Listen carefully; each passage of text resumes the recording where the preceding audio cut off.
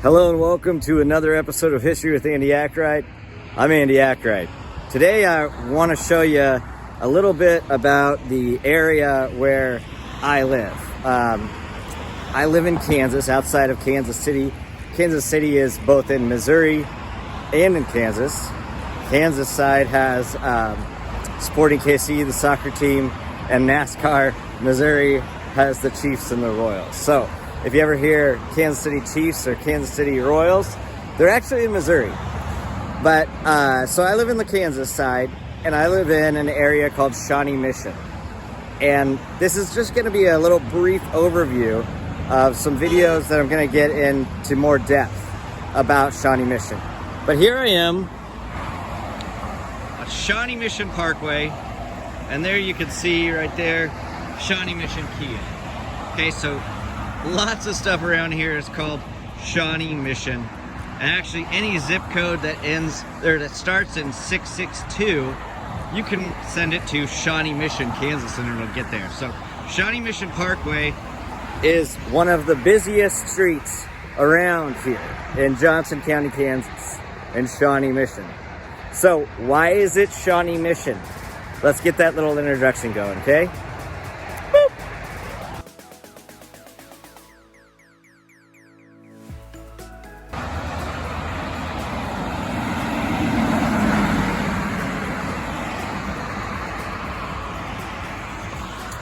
Okay, we're at our first pit stop here.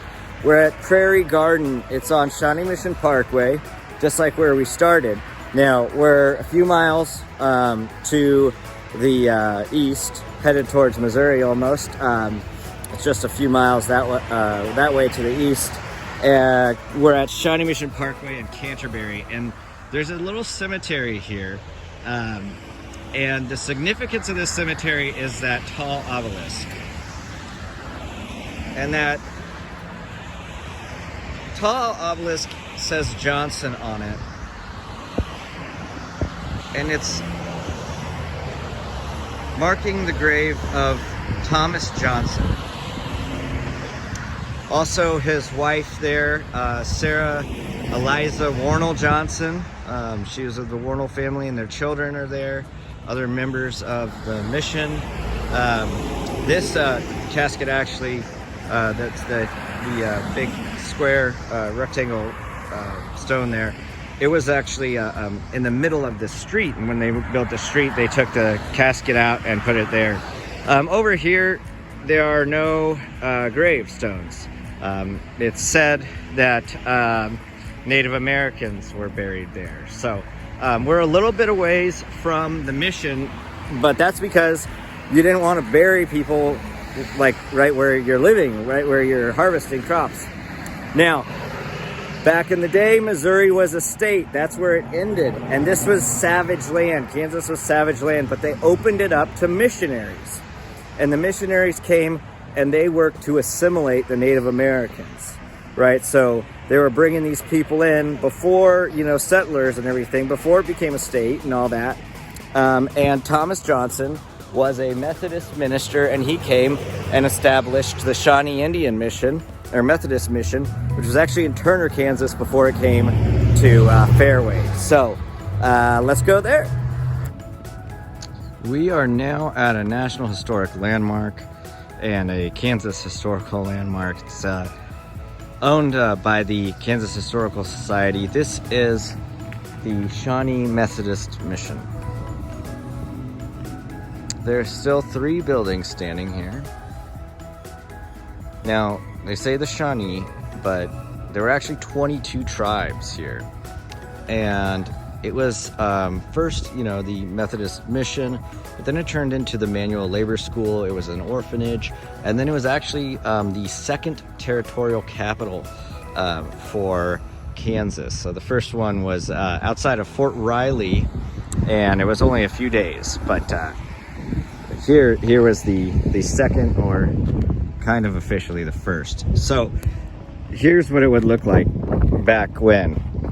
We have the girls' dormitory and classroom. That building is still standing. We have the chapel boys' dormitory and classrooms. That's still standing. And then we have the dining hall there. And the main offices here, they do great research and everything. So you see they have a sawmill and blacksmith shop, wagon shop, and all that. So people from the Santa Fe Trail and everything would come by and do that. And the boys would grow and produce a harvest, and would build furniture and wagon beds, wheels, and everything the travelers would need. Girls would make soap and candles. They also would do baked goods and everything like this. So it turned into that. Now, one of the controversial things, now there's a lot of controversial things, but one of them was that the children were separated from their families. Their parents were not part of this. They also could not dress in their native attire, and they couldn't speak their native language. So there were definitely some issues there. But since this is just a brief introduction, I will go way into depth on this in a different video. But yes, this is the Shawnee Indian Mission and Methodist mission. And it's still standing, and it's a National Historic Landmark, the only one in Johnson County, and one of the big names why it is called the Shawnee Mission. So the main street that runs kind of parallel, it's to the north of Shawnee Mission Parkway, is Johnson Drive. But you can't guess why. Well, Thomas Johnson, of course, who was the founder, the leader of the Shawnee Methodist Mission, right? So it's Shawnee Mission, Kansas, yes, but we're right now in Merriam, not anything to do with Native Americans or anything, but Johnson Drive, and I turned south on Hemlock, right by the Loomis house. We'll talk about that sometime. And here is another mission here. This is the Friends Mission, the Quaker mission.